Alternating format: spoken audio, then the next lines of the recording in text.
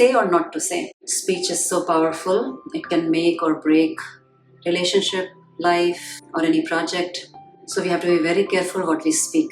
As we are dealing with the throat chakra, Vishuddhi Chakra, so many times we come into that ethical or moral dilemma. Should we say or not say in this particular situation? And so my question to you was, have you recently had a situation like that in your life? What decisions did you make and how do you feel about it? I think this dilemma we face all the time, right? Like, for example, someone says a snide remark, then you want to immediately react and say something equally mean or something like that. And so, but I feel like I've started to learn to control it and then say it later in a nice way. And I feel like that gives a better reaction. So, for example, we went for lunch with my daughter and at the restaurant, and then something happened and she changed her tone while she said something to me, and it really hurt me a lot.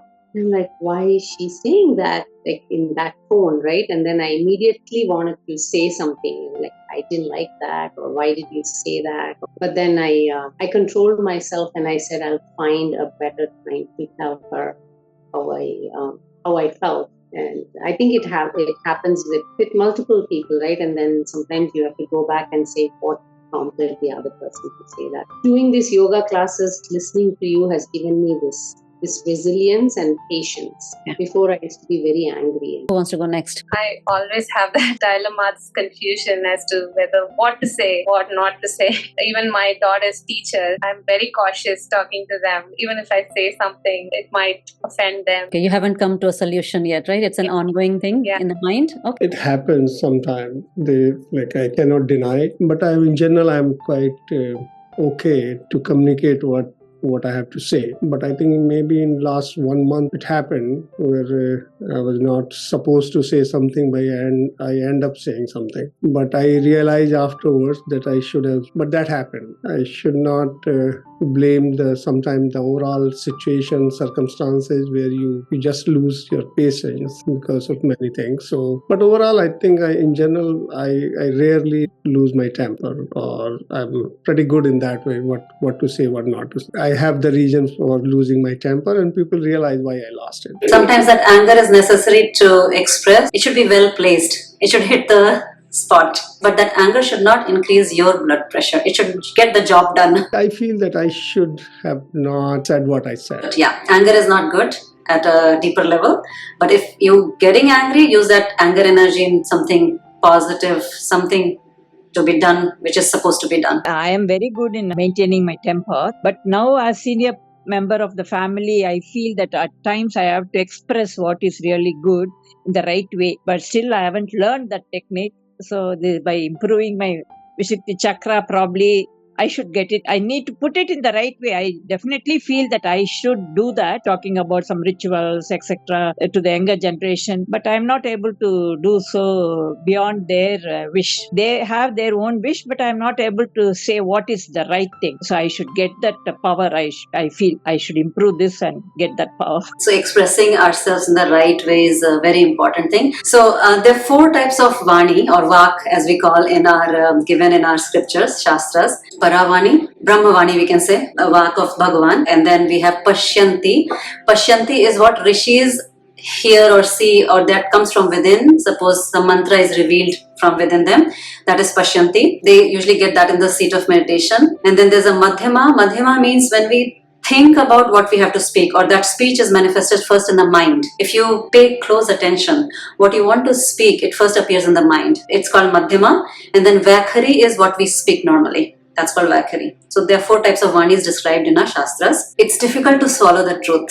I say whenever there's a question about truth, you should take the side of the truth. But Satyam Vadami, but Hitam Vadami also. It should not cause any harm. That's the second thing. It should not cause agitation in your own mind. And the way you deliver it is very, very important. But today what I want to speak about or talk about is, as it's difficult to swallow the truth. If somebody has told something which is truth for yourself, it's difficult to swallow the truth or to know the truth sometimes. It's even more sometimes difficult to accept or say the truth. What I've seen that most people will not speak out when something wrong is being done, thinking chup rehna hi better hai, like it's better to keep quiet. Sometimes I've seen people that, especially in a group situation or a family situation, they not speak what's going wrong. How do you decide when to speak and not to speak? So one factor always you should have in mind is about, I told this in the Tattva Bodh class also, where do you have to speak out, where you have to withdraw. Okay, the one factor that you should consider is dharma and adharma. Dharma means what is to be done is supposed to be done. So if you have to say, and it is the path of least harm. For example, if your child is not doing the proper homework or not following proper routine, it's almost your duty, your dharma, to speak out and tell that child, however your child is, 4-year-old or 40-year-old, doesn't matter. As a mother, it's your responsibility to tell that child the right direction. But the way you tell a 4-year-old is different. The way you discipline a 40-year-old is different. You have to keep that in mind, whom you're speaking to. That dharma should be the guiding factor. Dharma is something which also sustains anything, a family or society. So something that you speak that breaks the family or the society or creates a lot of stir should also be avoided. But if you see that if you're not speaking the truth and it's causing more harm, then it's adharma. So each situation is different. And some case dharma is pretty straightforward, like you should not cross the red light. Dharma is pretty straightforward. In some situations, the dharma, what is the right action, can be very, very difficult. So I would like to tell about one of my experience, and I'm going to share some very practical experience. And there's nothing right or wrong in those experiences I'm sharing and the decisions either those people have made who have shared this experience with me or what I did. It's all about what would you do if you come in a situation with dharma sankat. That means that ethical and moral dilemma, what you should do. Dharma Sankat, whether to speak or not to speak. So here in GTA, there's a big show coming up. There are some organizing parties, and then my daughter learns Kathak in the temple. The teachers there, they are organizing it. There were a lot of students, the part of the promotion for this Ram Leela project that's happening in August. So all the Kathak students were very excited, and they thought they'll be a part of this show, as they did a very grand preparation for a promo event that was done in June. But as the day came nearby, the students and the parents were not informed. Students who were participating in the promotion of this event, and there was no communication whether when the practice will start. My daughter kept asking me, when is the practice starting? It's July almost, but no news from the... So I started to get a feeling that these girls will not be included in the main play, which I felt was very unfair because they had been given the hope that they will be a part of this whole thing, and that's why they did a very big promotion. They were a part of this promotion. So my daughter kept asking, I asked her to message in the group, students group, and ask the teacher, and simultaneously I was thinking whether I should reach out and talk or not, because nobody else was talking. But then I talked to another parent. Everybody was thinking inside, what's happening? Why we are not getting any communication? No talks about this. Then I sent a message in the parents group also, and the teacher saw the message but did not reply. And it's been 1 week, we're waiting for their reply. Furthermore, I know most of the parents have the same question, but not even a single parent supported my question. Everybody is silent. Nobody wants to burn the bridge, or no, maybe happy that somebody else asked, so that they don't have to ask it. And there's a common problem. Nobody wants to take that responsibility of speaking out. Like, what is the problem? Because nobody wants to be the bad person. No one stands for dharma.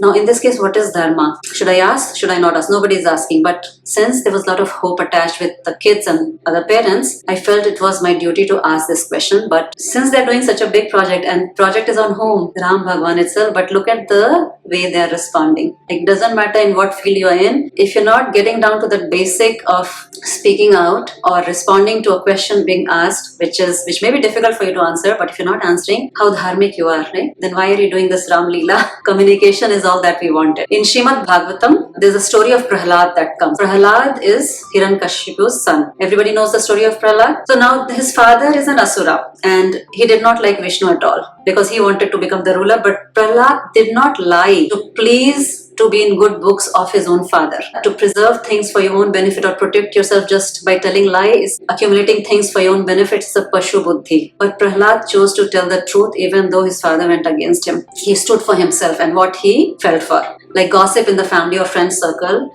like sometimes someone was sharing last time, that nobody will speak about or encounter that person who is spreading the gossip or counter that person with a bad behavior, because nobody wants to take that initiative. Why should I do that? Nobody is saying. And that thing goes on sometimes just to maintain the relationship. My question to you is maintaining that relationship causing more harm to you, or you can live peacefully with that, whatever is going on? You have to make that decision step by step. What is the path of least harm? If we define dharma by path of least harm, what is the path of least harm? Somebody just came to me some days back mentioning her problem, that her 80-year-old mother-in-law is sleeping while watching TV till 11 or 12 p.m. and because of which their sleep is getting disturbed. And nobody is telling her to switch off the TV before 10 o'clock. Somebody has to get up when she sleeps to switch off the TV. It seems like TV is like a sleeping pill. So what would you do in such case? And I said, why don't you talk to your mother-in-law?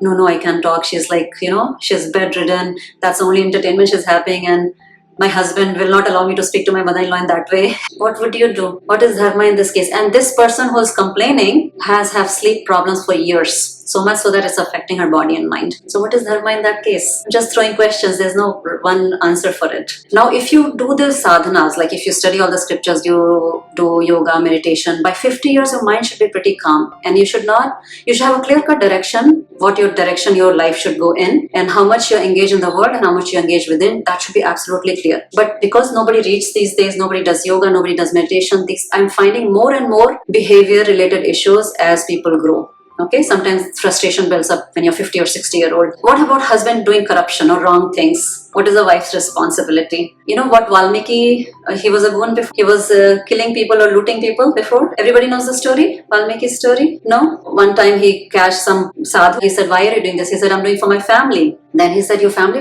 is not taking part of your karma. It's your karma. You're looting people. No, my family is with me. He was so confident. Then he said, go and ask your family. So he tied up that rishi, that sadhu, in a rope with a tree, and then went home and asked his father that I'm doing this one for you. Will you share my karma with me? The father said, no, it's your karma. It's you who is responsible. Then he said, okay, father doesn't think about me. Let's go ask my wife. So he went to his wife, asked the same question. I'm doing this for you. Then the wife said, it's your dharma to take care of us. How you procure that money is your karma. I'm not responsible for your bad karma. He came back to the sadhu and started crying. He said that I got realization that nobody is with me in this journey. I'm doing for them, but nobody cares for me. So he became Rishi himself. There's one couple in their 50s. Husband is very control freak and doesn't help anything at home. He wanted to have physical intimacy every day with the wife. And wife said, I cannot afford to do that. I don't have energy. I work full time, and he doesn't even help at home. He kept threatening his wife that, if I'm not getting things at home, I'll go outside. And one day the pressure in the wife built up so much that she said, okay, go wherever you want to. And eventually they separated. You have to understand one thing, that any person who is physically demanding something from someone in one aspect of life is also demanding in other aspects of life. For example, he would expect wife to do everything at home and also serve him fully cooked meal 2 or 3 times a day, prepare tea or coffee at the right time, control what she's wearing, control how she's talking. So there's a limit for every person how much that person can tolerate. So each situation is unique and each circumstances, you have to see what is the path of least harm. By listening to that or giving into that demand every time, are you fostering dharma or you're causing more harm? There are a lot of ethical situations where you think that you should speak or not speak when things are going wrong within the family. So it's always that sometimes pressure builds up a lot if you see something happening wrong. So there are a lot of very deep situations within families itself. There's no single solution for it because the situation can be very different. But when to say and what to say, the more you connect within, more you understand where you have to step back, where you have to confront people, comes with all those studies and practice. And similarly, we are studying Tattva Bodh, and the Titiksha word comes in that. Titiksha means to tolerate, but that tolerance doesn't have to have any agitation. The main point I told last time, it should be Chinta Vilap Rahitam. While you're doing Titiksha, like suppose it's too hot, you just say it's hot. That's it. That hot should not increase the agitation in your mind, or it should not start a story. Oh, it was less hot last year. Oh my God, why it's so hot? Blah, blah, blah. Should be Chinta Vilap. Then it's Titiksha. If it's causing agitation, then do something about it. So use your speech wisely so that it becomes effective. And when to speak, what to speak, more you connect within, you'll get that strength from within to know that situation and then confront that situation or withdraw from that situation. Because a speech is very powerful. Sometimes you just have to speak and the things stop. All the torture stops. I remember one time in my college days, one guy used to bully me a lot. He just comment on me because I was the class representative, and he used to just comment going here and there, oh, Archana is like that, Archana is like that. I was just taking it casually, but it was bothering me. One day, we were treating the patients side by side on the table, and then one day I gave him back really well. Just 2 minutes, non-stop I talked to him. And then after that, he stopped even bothering me. So I just had to speak, and I spoke in a nice way, dignified way. What are you getting by speaking all these things behind my back or commenting? Simple things I just said. You know what? I don't want this to happen again. That's how I ended. And then it stopped totally. Otherwise, I would have just allowed that to happen. Sometimes that's why you have to create your boundary by speaking up. Yay. Any questions? What I'm finding is, if I take self-care as my first thing, then I will first in one situation and say, I need to first take care of my emotions, myself, think through this, and then come back stronger and then figure out what to say. And that has really helped me. Getting upset or angry is again not good for your own blood pressure or for your own mental well-being. Yes, very good. That's the first thing you should always think, that how far I'm willing to bend so that I don't break. So everybody's capacity and resilience is different. So you have to judge for yourself how much you can take, how much you can not take. If you visit doctors in the clinic here, there's written sometimes zero tolerance policy for any abuse towards staff. You have to think for yourself. What is a zero tolerance for you? Like what you just cannot take it. Absolutely zero tolerance for that. And stick to it, because that's like, it just shifts your mind in the wrong direction. So each one of you have to create your own boundary about telling your own truth. But practice more and more so that while you're delivering your truth, you should not be in agitation. You should be able to deliver in nice way, that this is what I feel. First own that, yes, this is what I feel, and this is what I feel should be done. We attended a training today, elephant in the room. So it's just basically it's coming back to the modern day teaching and our teaching. So All the modern day teaching are from the ancient teaching. that's what I'm saying, is all coming back to the same thing, is like how long you can avoid a particular situation, when you have to confront it, and what way you have to confront it. So it's all the process required, that obviously you have to control yourself, but again, you also need to judge how the other person is going to take it. Because if the person is willing to accept your point of view or your way you're dealing with it, it's easier to handle. But if person is really adamant or is trying to pretend that he is doing right, but internally he knows that it's not right, it's very tricky sometimes. Following dharma is not easy. That's what I'm saying. Some situations can be very tricky. So more you connect with yourself, more you get that profundity of mind to analyze each and every situation, and also where you are at. So for some people, 10 years back, the same situation, a lot of agitation, right? But now, after 10 years, after working on yourself, that same situation may appear different because your mind has changed. And probably you're able to say things or tolerate people in a better way without causing any agitation in your mind. Avoiding the situation, what I think is not the best way to deal with it. Never avoid a situation. You're only complicating it. Yeah, so you have to basically address it, and it all depends on whether you use the word confront it or communicate with it or whatever way you have to. So you have to face it. Because you just can't keep avoiding some of those things. Avoiding truth doesn't help. And also sometimes I feel you have to inform the other party that they're wrong. Even though they're older than you, doesn't matter. Yeah. If they have done something wrong, they should be told in a nicer way. Yeah, that's what I'm saying. Sometimes it's difficult if the other person, like, you are 200% right, okay? But they say they are right always. Yeah, people are not ready to accept it. So you have to just protect yourself. If they're not accepting is causing harm to you, then you have to learn how to protect and do whatever it takes to protect you. You don't get caught into their drama of the mind, accepting or not accepting. You have to create your own independence. The whole journey of yoga is towards moksha. Moksha means freedom, liberation. How much you want to get liberated or you want to get caught in the drama of other person's mind. Today itself, what happened? I took my daughter to a class, and the waiting room area where the parents were sitting, the couples, they were fighting there openly. Can you imagine? Openly accusing them for each other. And I was busy writing something as usually. I write notes when I take my kids to class. I was getting so disturbed. Finally, I had to speak up. Can you please talk softly? They looked at me like that and then started talking softly, and then they went out of the waiting area. But people get unmindful of what they're talking, where they're talking when they're in agitation, and they both were in a lot of agitation. And this is I see this every day somewhere or the other, office or grocery store. If somebody uses you to be the front face to talk, and they want to save their image. How do you go about it? They know very well that you can talk. I mean, I can express myself. I am moved forward, and they want to get things done out of me so that I become very bad and they are saved. So how to deal with that situation? Depends on the situation to situation. Like in the case of this Kathak dance, I spoke out. I don't know if my daughter will continue the Kathak class or not. So I became the bad person and speaking out and asking that question, and nobody else even backing me, nothing. So depends on what is itching you to do. What is your dharma in that case? Not that they want it. You should not be the bait of other person. कि तुम्हारे कंधे पे बंदूक रख के चलाएंगे, वैसा नहीं बनना है. Is it affecting you directly? And what is your dharma? What is your responsibility in that case? You have to assess for your own self. Not because the other person is wanting. If your husband or your daughter, anybody is wanting you to speak to your family member or something, and if they are having a problem but they're using as your bait, I'm just giving a very practical example. उनको बोलो तुम्हारा problem है, तुम deal करो, तुम्हारा भी उनसे रिश्ता है. Be clear. It's your karmic account with them. I'm not coming in between, even though they are my direct relative. Colleagues के बीच में ऐसा हो रहा है. I don't think you should get caught unless it's like you feel that it's really important for.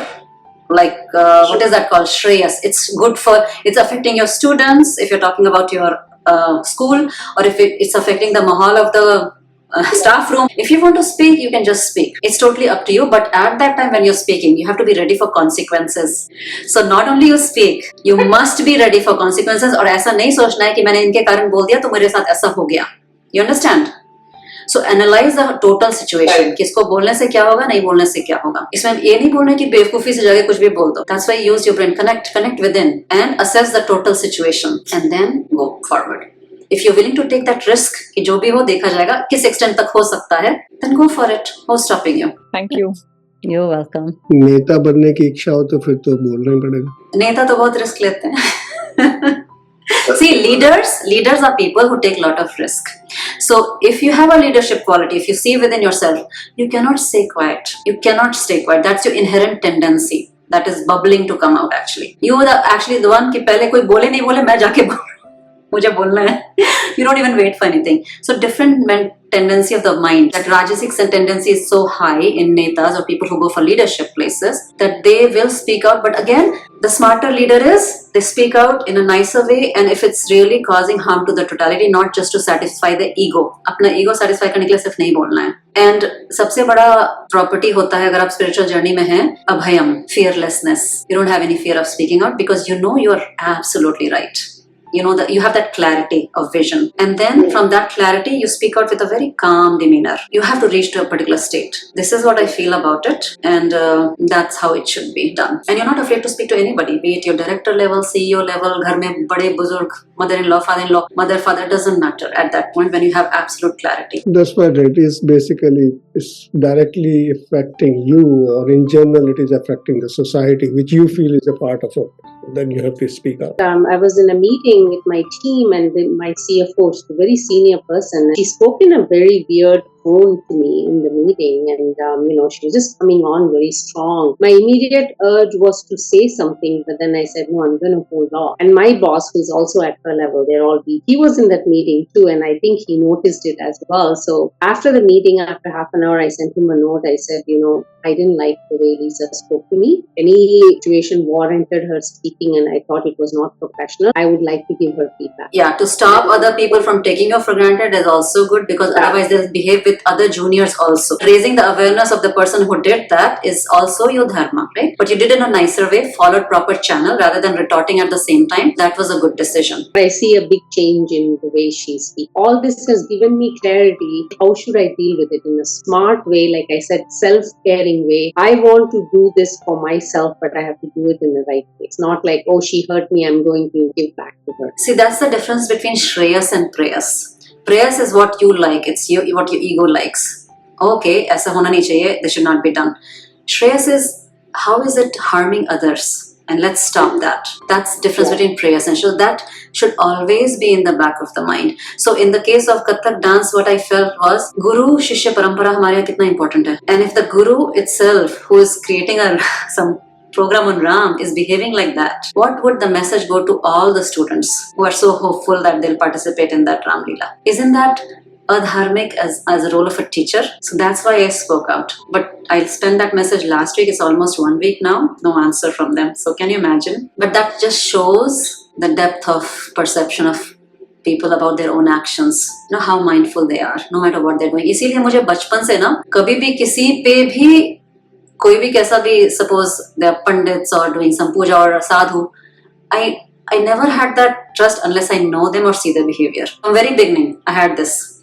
That's why I never got caught into any rituals. And I said, I want to find my own truth, what it is. Why people, those who appear so religious, are behaving in so dramatic or irresponsible way, or doing something really nasty. I never understood that when I was growing up. आपका जो ये है ना, मन क्रम वचन, mind, karm and vachan, speech, it should all be in alignment.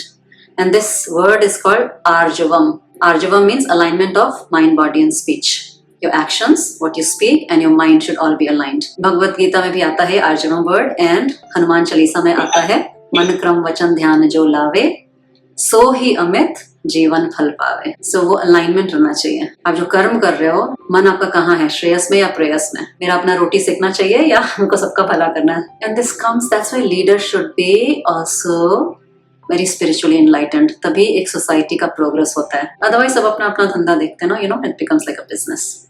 हमारे यहाँ बिजनेस को भी क्या बोलते हैं? उद्योग. योग जिसमें सबका उत्थान हो, सब लोग का उद्गम हो. Everybody should rise, that is उद्योग. कितना प्यारा शब्द है.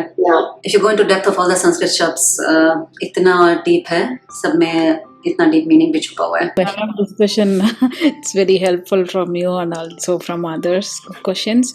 The question I have is, I know we need to be calmly give response to people. So when you are right and when you are giving your opinion, the opposite party, they oppose or they say you are not right. So in that mode, so immediately get into the agitation mode rather than being quiet and then respond.